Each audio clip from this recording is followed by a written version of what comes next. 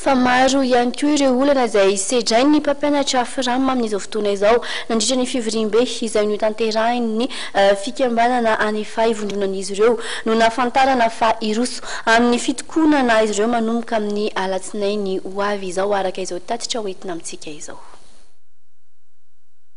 Fitoal na valopolo isanjato ny mpampianatra manerana ny nosy dia saika mpampianatra Frama avokoa.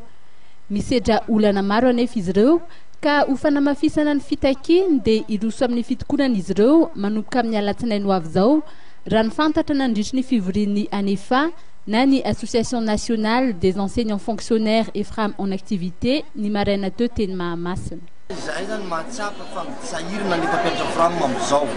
Ohatra amin'izany zany dia mikasika ny affectation mahazo ny mpampianatra Frama satria misy note zany tonga mampilaza hoe affecté le mpampianatra Frama. Dia izay no mahatonga zay hoe tsy manaiky an'izay dia fampitam-baovao androany zany hanomanana ny grevinema amin'ny alatsinainy zavatra takinay koa dia mikasika ny subvention mpampianatra Frama.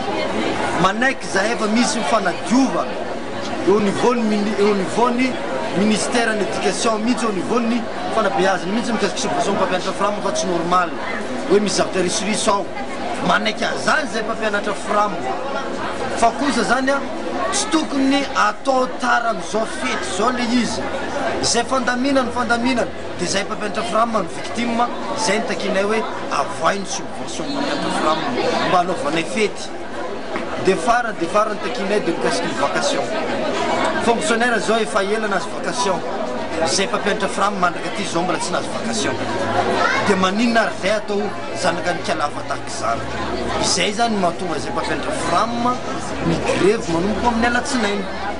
Ireo mpampianatra Frama eny anivon'ny EPP raha ny fantatra dia ny subvention volana septembre sy octobre no noraisina farany ary ireo eo anivon'ny CEG kosa dia ny subvention volana martsa sy aprily.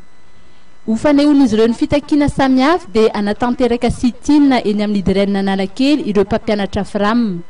Nokendrena mihitsy mba anatin'ny fialatsasatry ny mpianatra no anatanterahana ny etika raha ny voalaza mba tsy ilazana fa izy ireo indray no maharatsy ny voka-panadinana.